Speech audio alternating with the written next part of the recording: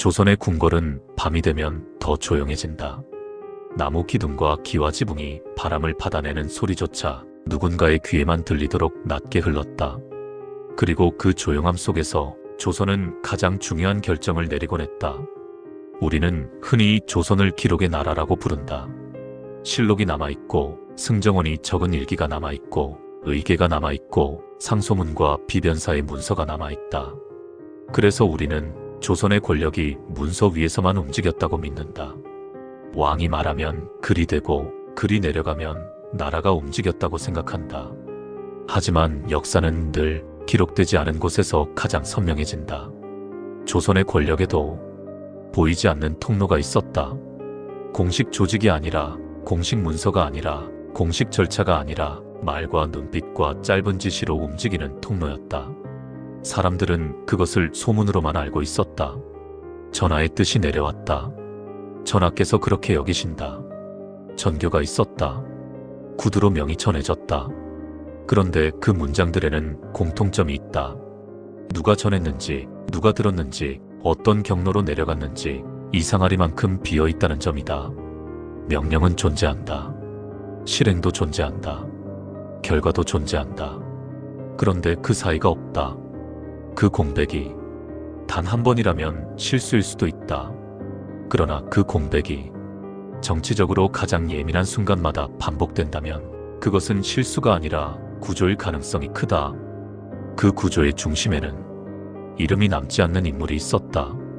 왕의 명령만 전달하던 비공식 전달자다. 그는 누구인가? 그는 왜 기록되지 않는가? 그리고 무엇이 그렇게 위험했기에 조선은 그 통로를 필요로 했는가? 이 다큐는 그 질문에서 시작한다. 조선의 명령체계는 겉으로 보기에 정교하다.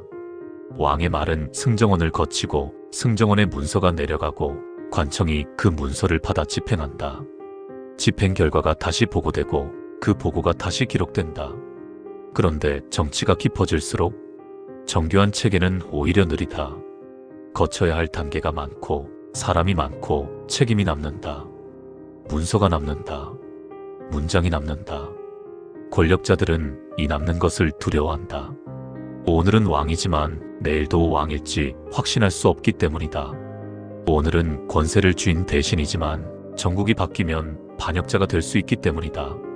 정치적 결정에는 항상 두 가지 층이 있다. 겉으로 말하는 이유와 속으로 숨기는 이유다. 겉 이유는 기록된다. 속 이유는 기록되면 안 된다. 바로 그 지점에서 비공식 전달자가 필요해진다. 그는 왕의 말을 문서로 만들지 않고 전한다. 그는 왕의 의중을 문장으로 남기지 않고 전달한다.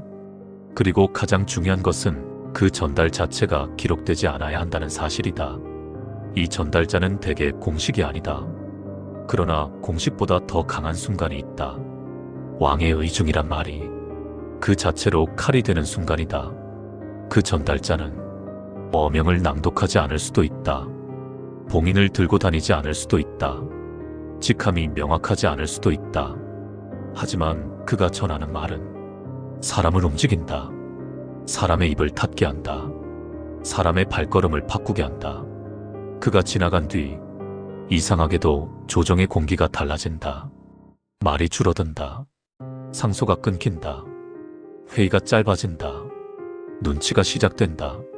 그리고 며칠 뒤 누군가는 자리에서 사라진다. 이때 사람들은 말한다. 전하의 깊은 뜻이 있었다더라. 그 말은 아주 편리하다. 누구도 책임을 지지 않으면서도 모두가 복종하게 만든다. 깊은 뜻은 확인할 수 없다. 확인하려는 순간 그 자체가 불충이 되기 때문이다. 조선에서 가장 두려운 건 칼이 아니라 의심이다. 왕의 뜻을 의심했다는 사실이 기록되는 순간 그 의심은 곧 죄가 된다. 그래서 묻지 않는다. 그래서 기록하지 않는다. 그래서 조용히 움직인다. 이렇게 만들어진 통로가 비공식 전달자의 길이다. 그럼 이 전달자는 어떻게 움직였을까? 그가 사용하는 방식은 단순하지만 정교하다. 첫째, 그는 직접성을 만든다.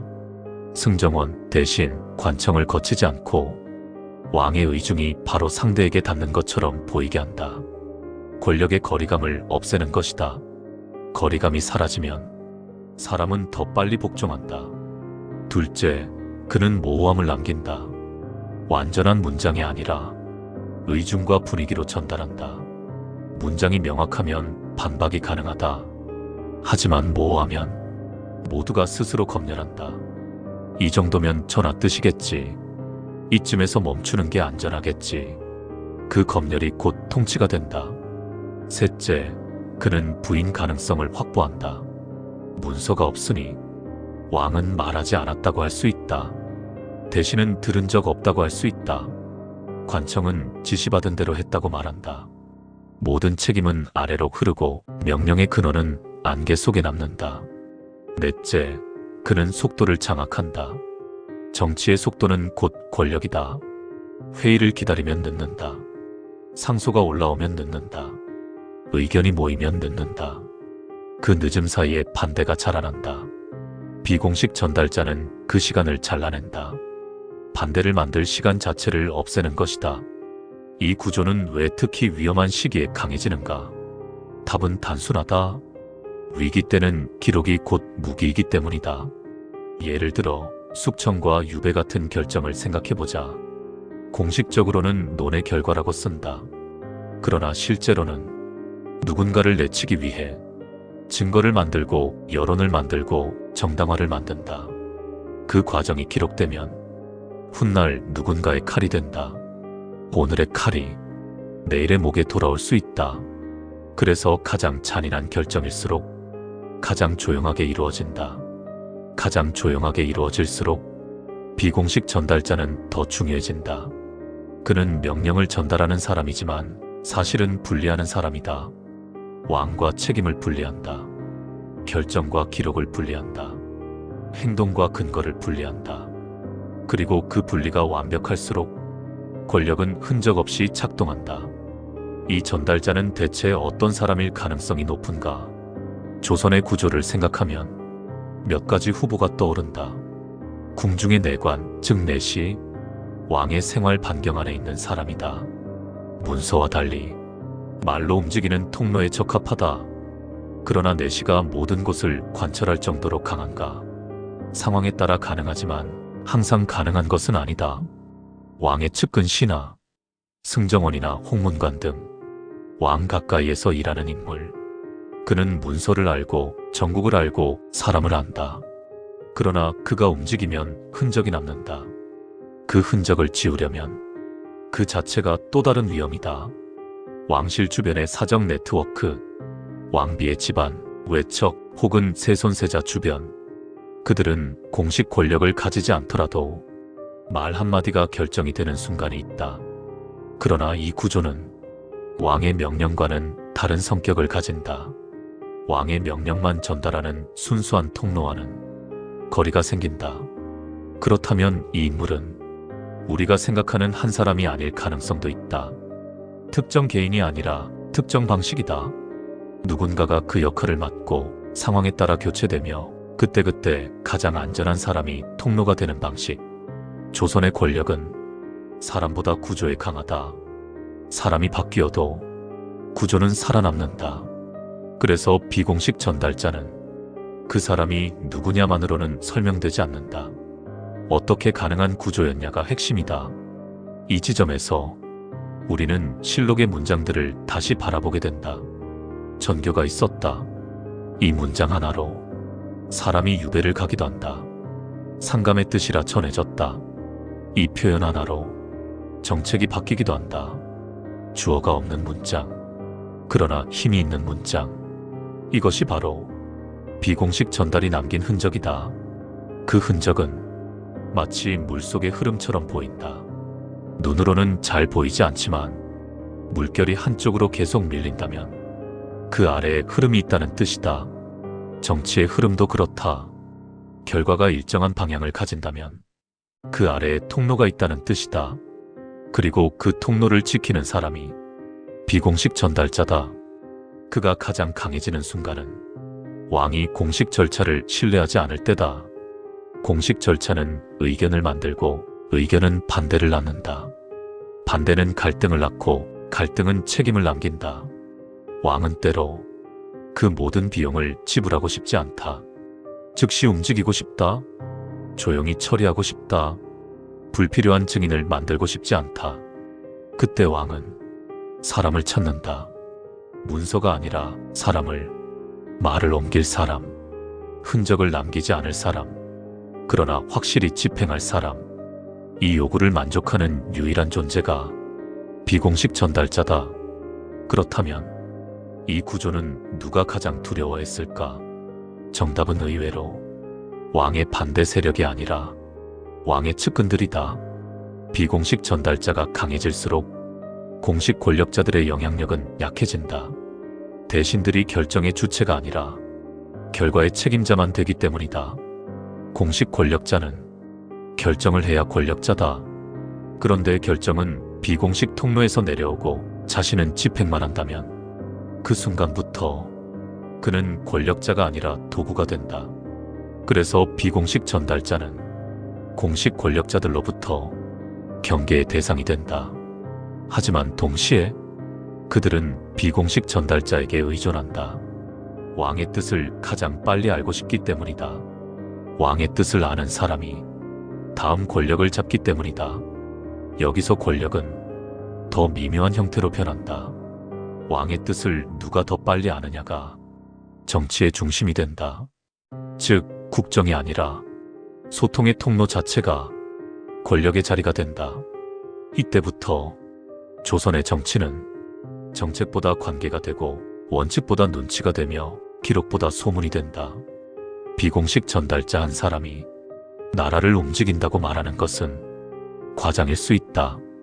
그러나 비공식 전달의 구조가 나라를 움직였다는 말은 충분히 현실적이다. 우리는 1회차에서 그 구조의 뼈대를 보았다. 기록의 나라에서 기록되지 않는 통로가 존재했다. 명령과 실행 사이에 주어 없는 문장이 반복되었다. 그 공백은 우연이 아니라 구조였다. 이제 다음 단계는 그 구조가 실제로 언제, 어떻게 작동했는지, 그리고 그 공백이 왜 반복되는 패턴이 되었는지 결과를 통해 추적하는 일이다. 정치는 흔적을 남기지 않으려 하지만 결과는 언제나 흔적을 남긴다. 사람이 사라지면 자리는 비고 빈자리는 소문을 낳고 소문은 또 다른 결정을 부른다. 조선의 비공식 전달자는 그 연쇄를 이용했다. 그리고 그 연쇄는 한 시대의 공기를 바꿨다. 비공식 전달자의 구조가 가장 선명하게 드러나는 순간은 언제나 조선이 흔들릴 때였다. 왕권이 불안정해질수록, 전국이 갈라질수록 공식 절차는 느려지고 비공식 통로는 빨라진다. 정치는 속도의 싸움이다. 누가 먼저 움직이느냐가 아니라 누가 먼저 움직이게 만드느냐가 권력을 결정한다. 이때 왕은 공식 문서를 신뢰하지 않는다. 문서는 남고 남는 것은 언젠가 돌아오기 때문이다. 그래서 가장 민감한 결정일수록 기록을 피해 움직인다. 대표적인 순간은 숙청과 제거다. 조선의 숙청은 되게 조용하다. 칼부림이 아니라 유배와 파직, 병사라는 이름의 퇴장이 많다. 겉으로는 신병이 깊어 물러났다. 스스로 물러났다. 논의 끝에 결정되었다. 그러나 그 이면에는 누군가의 단호한 의지가 있다. 그 의지는 공식 회의록에 남지 않는다. 왜냐하면 숙청은 항상 논쟁을 부르기 때문이다. 누군가는 반대하고 누군가는 질문하며 누군가는 기록으로 남기려 한다. 그 순간 왕에게 필요한 것은 논쟁이 아니라 실행이다. 비공식 전달자는 이 요구를 정확히 충족한다. 그는 논의를 건너뛰고 결정만 전달한다. 이 결정은 왕의 이름으로 오지만 왕의 글씨는 남지 않는다. 그래서 집행자는 명령의 정당성을 따질 수 없고 반대자는 증거를 제시할 수 없다. 이 구조는 정치적 폭력을 가장 조용하게 만든다. 비공식 전달자의 두 번째 위험 지점은 권력 승계의 순간이다. 세자 책봉, 왕의 병세, 혹은 왕의 노쇠. 이 시기에는 모든 말이 곧 권력이 된다. 전하께서 세자를 이렇게 여기신다. 상감의 마음이 달라지셨다. 이런 말 한마디가 조정 전체를 뒤흔든다. 문제는 그 말이 진짜인지 확인할 방법이 없다는 것이다. 왕은 병중일 수 있고 왕은 직접 말하지 않을 수도 있다. 그러나 전달자는 말한다. 그리고 그 말은 사실처럼 굳어진다. 이때 비공식 전달자는 사실상 정치의 조율자가 된다. 그는 말을 골라 전달할 수 있고 강조할 수도 있으며 침묵으로 방향을 바꿀 수도 있다. 왕의 뜻이 아니라 왕의 뜻처럼 보이는 것이 정치를 움직인다. 조선의 많은 권력 이동은 바로 이 지점에서 시작된다. 실록을 보면 이상할 정도로 결정적 순간의 기록이 빈약하다. 자세한 내용은 알 수 없다. 여러 설이 있다. 당시의 상황은 분명하지 않다. 그러나 결과는 너무도 분명하다. 누가 이겼고 누가 밀려났는지 이 간극을 메우는 것이 비공식 전달자의 역할이다. 그렇다면 왜 이 구조는 그토록 오래 유지될 수 있었을까? 이유는 간단하다. 모두에게 이익이 되었기 때문이다. 왕은 책임을 피했고 대신은 명분을 얻었으며 전달자는 영향력을 얻었다. 그리고 가장 중요한 점은 이 구조가 불문율로 작동했다는 사실이다. 문서로 만들지 않지만 모두가 알고 있는 규칙, 말하지 않지만 어기면 위험한 규칙. 비공식 전달자는 이 불문율의 관리자였다. 그는 이쯤에서 멈추는 게 좋다. 전하의 마음이 불편하시다. 이 말들로 상소를 접게 만들고 입을 닫게 만들며 스스로 물러나게 한다. 이때 그는 위협하지 않는다. 설득하지도 않는다. 그저 가능성을 남긴다. 그 가능성이 사람을 움직인다. 이 구조의 가장 교묘한 점은 폭력이 보이지 않는다는 것이다. 칼이 없다. 감옥이 없다. 공식 처벌도 없다. 그러나 사람은 사라진다. 사라진 뒤에야 사람들은 말한다. 전하의 뜻이었겠지. 이 문장은 사실 확인이 아니라 자기 보호다. 확인하지 않음으로써 자신을 지키는 것이다. 그래서 비공식 전달자의 구조는 단순한 정치 기술이 아니라 집단 심리의 산물이다. 왕이 만들었고 신하들이 키웠으며 모두가 침묵으로 유지했다. 하지만 이 구조에는 치명적인 약점이 있다. 신뢰다. 비공식 전달자는 신뢰를 기반으로 작동한다. 왕의 신뢰, 신하들의 신뢰, 그리고 두려움에서 나온 신뢰. 이 신뢰가 깨지는 순간 구조는 오히려 혼란을 낳는다. 왕은 누가 진짜 자신의 뜻을 전하고 있는지 알 수 없게 되고 신하들은 어느 말이 진짜 명령인지 판단할 수 없게 된다. 이때부터 권력은 분열된다. 같은 명령이 서로 다른 방향으로 해석되고 같은 침묵이 서로 다른 의미로 받아들여진다. 조선 후기 전국이 극단적으로 흔들릴수록 이 현상은 더 심해진다. 비공식 전달자는 권력을 보호하기 위해 만들어졌지만 결국 권력을 불안정하게 만든다. 왕은 자신의 말이 어디까지 어떻게 사용되는지 통제하지 못하게 되고 정치는 소문과 추측의 영역으로 밀려나게 된다. 이 지점에서 비공식 전달자는 더 이상 방패가 아니다. 그는 권력의 균열을 드러내는 존재가 된다. 그리고 우리는 이 균열이 어떤 결과를 낳았는지 이미 알고 있다. 급격한 숙청, 전국의 반복적 붕괴, 권력의 신뢰 상실. 비공식 전달자의 구조는 왕조를 유지했지만 동시에 왕조를 갉아먹었다. 2회차에서 우리는 이 구조가 왜 가장 위험한 순간에 등장했고 왜 기록을 피해 움직였으며 왜 모두가 알면서도 말하지 않았는지를 보았다. 이제 남은 질문은 하나다. 이 구조는 어떻게 끝났는가? 그리고 정말로 끝났는가? 권력은 형태를 바꾸지만 방식은 반복된다.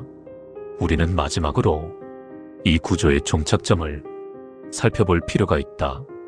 그 종착점에서 비공식 전달자는 완전히 사라졌는지 아니면 다른 얼굴로 남았는지 권력의 구조는 언젠가 반드시 스스로를 드러낸다. 아무리 치밀하게 숨겨진 통로라도, 아무리 완벽하게 지워진 기록이라도 그 결과가 반복되면 패턴은 모습을 드러내기 마련이다. 비공식 전달자의 구조도 마찬가지였다. 조선 왕조는 이 구조를 공식적으로 해체하지 않았다. 법으로 금지하지도 않았고 제도로 폐지하지도 않았다. 그 대신 아주 조용한 방식으로 이 구조를 약화시켰다. 그 방식은 의외로 단순했다. 기록을 늘린 것이다. 승정원 일기가 더 세밀해졌고 회의 과정이 더 많이 남겨졌으며 결정 이전의 논의가 점점 더 자주 적히기 시작했다. 이는 개혁이 아니라 불안의 징후였다.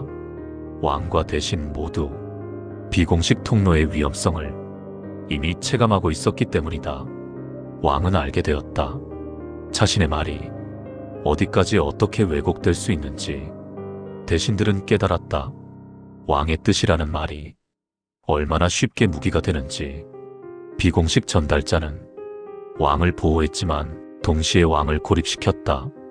왕은 누구의 말을 믿어야 하는지 알 수 없게 되었고 정치는 점점 소문과 추측의 영역으로 밀려났다. 이 구조의 종말은 폭발이 아니라 마모였다. 신뢰가 닳아버린 것이다. 전달자의 말은 점점 설득력을 잃었고 사람들은 정말 전하의 뜻이 맞는가를 속으로 묻기 시작했다. 그 질문이 겉으로 나오지 않았을 뿐이다. 그러나 정치란 속으로 묻는 순간부터 이미 균열이 시작된다. 조선 후기의 혼란은 이 균열 위에서 증폭되었다. 결정은 많았지만 확신은 없었고 명령은 내려왔지만 책임은 흩어졌다. 비공식 전달자의 구조는 권력을 빠르게 움직이게 했지만 그만큼 권력을 가볍게 만들었다. 가벼운 권력은 쉽게 흔들린다. 그리고 흔들리는 권력은 더 많은 비공식 통로에 의존하려 한다. 이 악순환 속에서 조선의 정치는 점점 방향을 잃어갔다. 우리는 흔히 조선의 몰락을 외부의 침략이나 내부의 당쟁으로 설명한다. 그러나 그 밑바닥에는 결정 구조의 불투명성이 있었다. 누가 결정했는지 알 수 없고 왜 결정했는지 남아있지 않으며 결과만 반복되는 정치. 이 구조는 어느 순간부터 국가를 유지하기보다 국가를 소모시키기 시작했다. 비공식 전달자는 결국 사라진다. 하지만 그가 사라진 이유는 처벌이나 숙청이 아니다. 그는 필요 없어졌기 때문이다. 정확히 말하면 그 구조 자체가 더 이상 감당되지 않게 되었기 때문이다. 기록되지 않은 말은 편리하지만 너무 많아지면 통제가 불가능해진다. 왕조는 결국 기록으로 돌아간다. 기록은 느리지만 기록은 책임을 만든다. 그리고 책임은 정치를 지속 가능하게 만든다. 이것이 비공식 전달자의 구조가 역사 속에서 조용히 사라진 이유다. 그러나 중요한 사실은 이 구조가 완전히 사라진 적은 한 번도 없다는 점이다. 형태만 바뀌었을 뿐이다. 서명이 없는 지시, 회의록에 남지 않는 결정, 구두 전달, 윗선의 뜻이라는 말. 이 표현들은 지금도 여전히 사용된다.